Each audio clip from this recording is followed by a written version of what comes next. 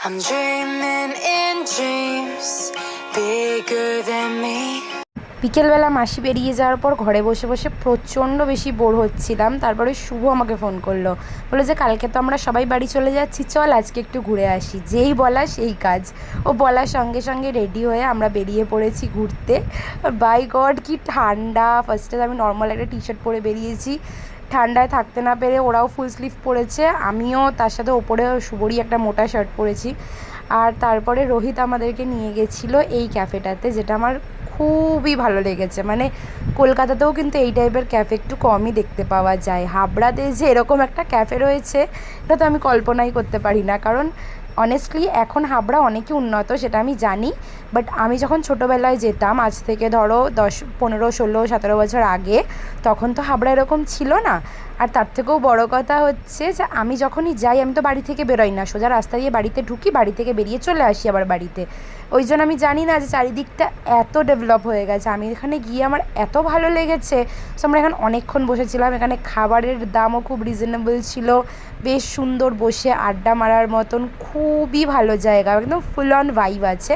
এটা self service cafe ছিল, যেটা তোমাদেরকে নিজেকে গিয়ে অর্ডার দিতে হবে, নিজেকে গিয়ে অর্ডার আনতে হবে। এবার রোহিত যেহেতু ভেজিটেরিয়ান, তো কী খাবে করে শুধু একটা ব্ল্যাক টি নিয়েছে, আর আমি আর শুভ নিয়েছি মোমো। রোহিত আমাদেরকে বলেছে অন্য জায়গাতে নিয়ে গিয়েও আমাদেরকে খাওয়াবে, তাই আমরা এখান থেকে সেরকম কিছু নিইনি। আমি কোল্ড কফি নিয়েছি আর ফ্রাইড মোমো নিয়েছি, যেহেতু কালকেও আমার উপোস ছিল, আমি সেরকম কিছুই খেতে পারিনি, তাই আজকে আমি খাচ্ছি।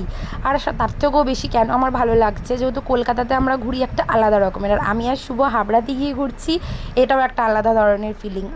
আর আমার আর শুভর হচ্ছে হাবড়া আমাদের খুবই ভালো, খুবই ফেভারিট একটা জায়গা। আমরা দুজনেই হাবড়া যেতে খুবই পছন্দ করি, আর সেখানে গিয়ে এরকম করে ঘুরছি তো আমার খুবই ভালো লেগেছে।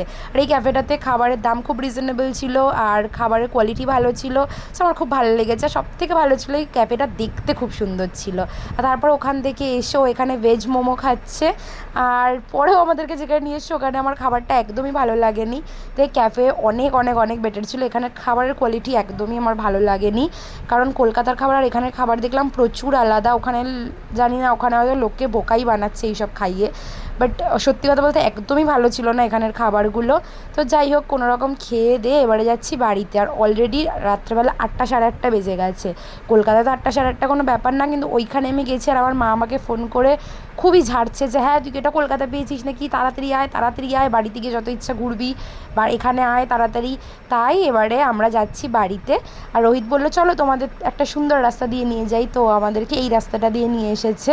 এখানে যেতে গিয়ে আমাদের ঠান্ডাতে হাড় কেঁপে গেছে, বাট তাও আমরা যাচ্ছি। আর রাস্তাটা সত্যি খুবই সুন্দর ছিল। সো শুভ আমাদেরকে বাড়িতে ছেড়ে ও ওখান দিয়ে বেরিয়ে গেছে। আর রাত্রেবেলা বাড়িতে ফিরে এলাম। বাড়িতে আসার পরে এখানে হচ্ছে লুচি আর মাংস খাওয়া দাওয়া। ফার্স্টে আমরা ভাই বোনরা খেতে বসেছি লুচি আর মাংস, আর তারপরে মাসি মেশো খেতে বসার টাইমে সব মাসিরা মেশোরা এখানে প্রচুর ইয়ার্কি ফাজলামো মারছে, আর ওদের এই হাসাহাসি নিয়ে আমরাও ওদের সাথে হাসাহাসি করছিলাম। আর ব্যাস আজকের দিনটা বেসিক্যালি আমার এইভাবেই কেটেছে। কালকে তো বাড়িতে যাওয়ার টিকিট, বাড়িতে যাব। আর তোমরা জানিও ব্লগ কীরকম লাগছে, কারণ ব্লগের রিচ খুবই কম আছে, রিয়াকশন খুবই কম পড়ে, তাই তোমরা জানিও তোমাদের কেমন লাগছে, একটু লাইক করো, কমেন্ট করো, আর জানিও অবশ্যই কেমন লাগছে, তাহলে আমারও একটুখানি ভিডিও করার মোটিভেশন আসবে। টাটা, বাই বাই, আবার পরে খুব তাড়াতাড়ি অন্য একটা ব্লগে দেখা হচ্ছে, বাই।